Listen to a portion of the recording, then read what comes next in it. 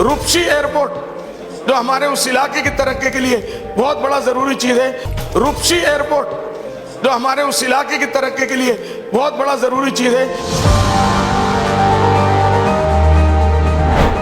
আজমলৰ সপোন আছিল ৰূপসী বিমানবন্দৰ। সেই সপোন আজি বাস্তৱ হ'ল।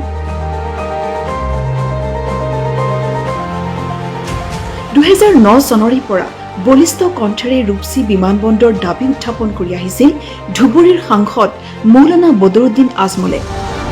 এবাৰ দুবাৰ নহয়, সংসদৰ বাহিৰে ভিতৰে বাৰে বাৰে ধুবুৰীবাসীৰ বাবে মাত মাতি আহিছিল সাংসদগৰাকীয়ে।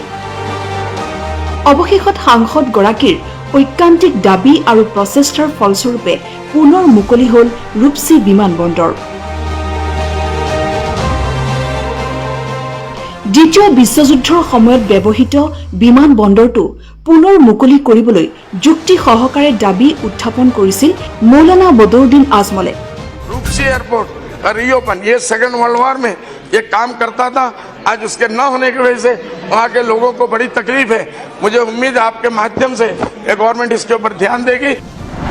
কেৱল সংসদতেই নহয়, ব্যক্তিগতভাৱেও কেন্দ্ৰীয় মন্ত্ৰীক সাক্ষাৎ কৰি ধুবুৰীৰ লোকসভা সমষ্টিৰ ৰাইজৰ দুখ দুৰ্দশাৰ কথা বুজাই দিছিল আৰু বিমানবন্দৰৰ প্ৰাসংগিকতা উত্থাপন কৰিছিল। रूपसी एयरपोर्ट जो हमारे उस इलाके की तरक्की के लिए बहुत बड़ा जरूरी चीज है। रूपसी एयरपोर्ट का पहले मिनिस्ट्री सब क्लियर कर चुकी है, सिर्फ फंड अलॉट करना है, काम शुरू हो जाएगा। सर, ये मेरी मेहरबानी, आपकी बड़ी मेहरबानी होगी। জনদৰদী ৰাজনীতিবিদ হিচাপে খ্যাত বদৰুদ্দিন আজমলে ধুবুৰীবাসীৰ দুখ দুৰ্দশাৰ কথা বাৰে বাৰে সংসদৰ মজিয়াত তুলি ধৰাৰ পিছতে একমাত্ৰ তেওঁৰ একক প্ৰচেষ্টাত সম্ভৱ হৈ উঠিল ৰূপসী বিমানবন্দৰ পুনৰ মুকলি কৰা।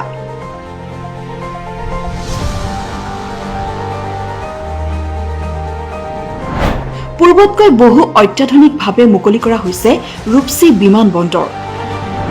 এই বিমানবন্দৰটোৰ পুনৰ মুকলিকৰণে বহুদিনীয়া আশা পূৰণ কৰিলে ধুবুৰীবাসীৰ।